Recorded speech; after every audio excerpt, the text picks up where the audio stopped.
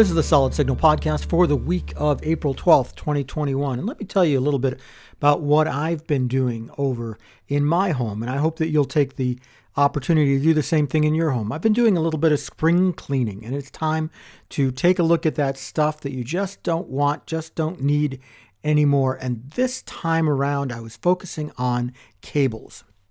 I got a lot of cables. Look, you do something for 30 or 40 years and you accumulate a lot of stuff because you take it out and you think, oh, I'll use that at some point. And then, you never do. You also never really keep track of those things that you say that you will use sometimes. So you're not aware of how many times you're putting exactly the same thing away. I'm going to focus on specifically 3 kinds of cables. I'll tell you my story and I'll inspire you hopefully to tell me yours in the comment section wherever you listen to this podcast. First, I want to tell you about RCA cables. Of course, RCA cables were the thing to have 35, 40 years ago. If you didn't have a system with a good 20 or 30 of them hooked up, then you probably didn't have that kind of street cred as a home theater enthusiast, even though I'm not quite sure that the term street cred had been invented yet. I guess that's not really important. But over the years, I had accumulated lots and lots and lots of RCA cables. Some were really high quality with, really thick cables that were intended for video or for subwoofer use. Some were just kind of the cheap ones that had come with a component that I had long since thrown away. Some had an 1/8-inch headphone jack on one side, and some were just RCA straight through. A few were the full set of 5 RCA cables that you needed for component connections, while most of them were just the traditional red and white. I wax poetic about RCA cables because I got to tell you about how many of them I had. I believe that there were well over 60 sets of RCA cables, and compare that with the number of RCA cables that I actually need, which is roughly 0. I saved 4. I saved a little bit of a selection of each and the highest quality selection that I could find, but even so, I don't think that I will use those either.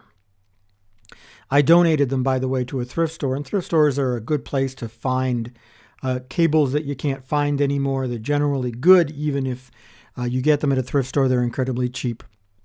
But if you can't find them there, you can find them at solidsignal.com, where you can get new stock and get the stuff that you really want. It's up to you how you want to proceed there. The second category was cheap HDMI cables. I went on a cheap HDMI cable buying binge in the mid-2000s because, after all, you kind of needed one. It wasn't clear what was going to come with one and what wasn't. A lot of times the ones that came with different devices weren't terribly good at all in terms of the shielding that they had or the overall build quality.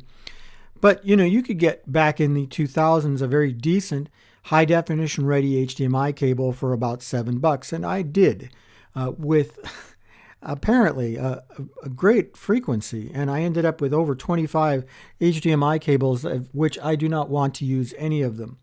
I recommend that you get rid of all the HDMI cables that you purchased prior to about 2016 and replace them with ones that are designed for high-speed 4K transfers. Yes, you can still get them at relatively low prices at solidsignal.com, but just make sure that you're looking at the ones that are 4K certified, because it really does make a difference. It will help you get the most out of your home theater experiences and help you avoid some of those unexpected and hard to pin down problems before they happen. The third thing that I really went to town on was micro USB cables. I don't know about you, but I got micro USB cables coming out of my what, because everything came with one, and usually they came with the cheapest possible one too. I mean, really, really thin, flimsy ones that were just designed to get you by, and everything came with one. It was great that they did, but you don't need them. I should mention also mini USB cables. You should save 1 or 2 of these, but they never really got popular, so you probably never ended up with dozens anyway.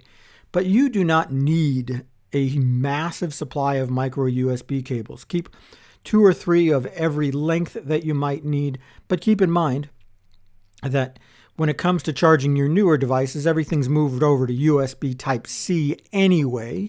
So you're not really going to have that huge need for micro USB cables that maybe you forecast that you would. When you clean all this stuff out and you either responsibly recycle it or send it down to a thrift store, you're going to have a lot more room. Your tub of cables, and I know you have one, is going to seem a lot easier to organize. And you're going to be glad you did it all. Believe me, you will be glad, because honestly, staying organized, I think, is its own reward. But you're going to be able to find the things that you're looking for. Just like, and you knew I was going to stick this in, friends, you can find everything that you're looking for when you shop at solidsignal.com. You don't need to keep a massive stash of old cables in your home anymore. Keep the ones that you need. And if you think that there's going to be something you need in the future, well, shop at solidsignal.com, because you will find something that you're looking for. That's about it for this week's Solid Signal podcast. Stay safe out there. Not everybody is vaccinated, so be as careful as you can be. Shop at solidsignal.com. Patronize our host, because it does, after all, keep me employed. Leave a comment, like, and subscribe, and I will talk to all of you again real soon.